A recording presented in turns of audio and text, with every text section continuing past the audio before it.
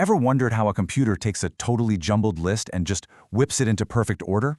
Well, today we're going to break down one of the most intuitive ways to do exactly that. It's called selection sort. Let's dive right in.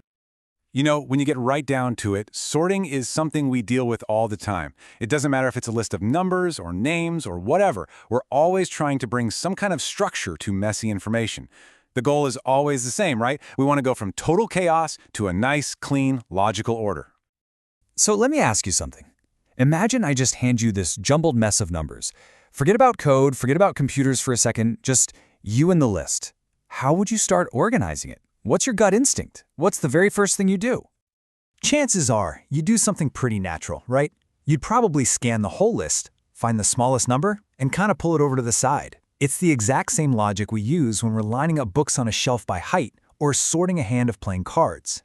And what's cool is, that very human way of thinking, it's almost exactly how this algorithm works. Yep, that intuitive approach we just talked about, it's got a name, selection sort. Its whole strategy is super simple and direct, and it's so easy to get because it's just like how our brains naturally organize things. It really all boils down to just two words: find and swap. So, the official definition says the algorithm repeatedly finds the minimum element from the unsorted part of a list and puts it at the beginning. Now, the two key phrases there are repeatedly and unsorted part. That tells you everything. It means we're dealing with a loop, and it's a loop that gets smarter as it goes, because the part of the list it has to worry about keeps getting smaller and smaller. Okay, so here's the core of it. It's this simple two-step dance. Step 1, you scan whatever's left of the list and find the absolute smallest number. Step 2, you swap that number with whatever's at the very start of the unsorted section. That's it. That's the whole thing. You just do that over and over, and before you know it, your list is sorted. All right, so theory is one thing, but seeing this in action is where it really clicks. So let's do that. Let's walk through a real example and watch how this find and swap logic plays out, step by step. Okay, here's our starting lineup.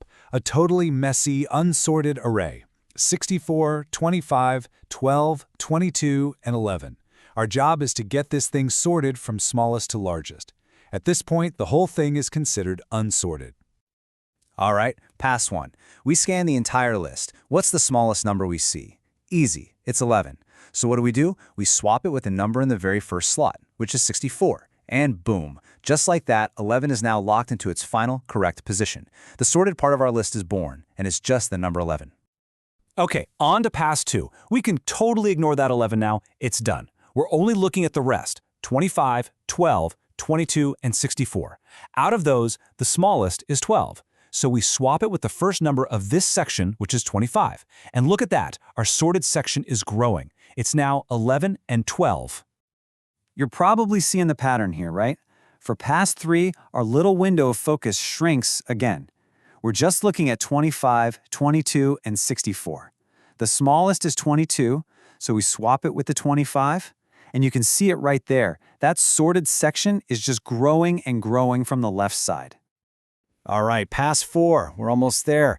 The unsorted part is now just two numbers, 25 and 64. The minimum is, well, it's 25, so we have to swap it with the first element of this section, which is also 25. So technically a swap happens, but nothing actually moves. This just shows you the algorithm is consistent. It follows the rules no matter what, even if a number is already where it's supposed to be. And that's it. We're done. You see, by the time we only have one element left, we know it has to be the biggest, so the list is guaranteed to be sorted. We went from chaos to order, one selection and one swap at a time. It's a really simple and elegant process when you see it laid out like this. Okay, so we've seen the logic. It's clear, it's step by step. But how do we turn that into something a computer can actually understand and run? Let's talk about bridging that gap from the idea to the actual code. You know, turning this into code is surprisingly direct. That whole idea of going through the list pass by pass, well, that's just an outer for loop. And the part where we scan for the smallest value in the rest of the list, that becomes a second for loop, nested inside the first one. And the swap? That's usually just a simple little trick with a temporary variable to exchange the two values. It maps almost one-to-one. So, okay, selection sort is definitely simple. It's intuitive, we get it. But in the world of computer science, there's always that big looming question. Is it Fast. How efficient is it really? How does it hold up when we start throwing bigger and bigger lists at it? To answer that question, we use this idea called time complexity. Now, I know that sounds kind of technical and scary, but don't let it intimidate you. It's really just a way to describe how the runtime of an algorithm changes as the input gets bigger. Basically, does the amount of work grow slowly, or does it just explode? Well, for selection sort, the answer is something called quadratic time complexity. That's its big performance label. And what's really interesting about it is that it's always quadratic. It doesn't matter if the list is almost sorted or a complete mess. The best case, worst case, and average case are all the same because it has to scan the entire remaining list every single time, no matter what. So what does quadratic actually mean in the real world? It means the workload grows way, way faster than the size of your list. Think about it like this. If you double the number of items you need to sort, the work required doesn't just double, it roughly quadruples. If you have 10 times the items, you're looking at 100 times the work. And that scaling problem right there, that's exactly why you wouldn't use selection sort for, say, sorting millions of items. And all this brings us to a really important final question.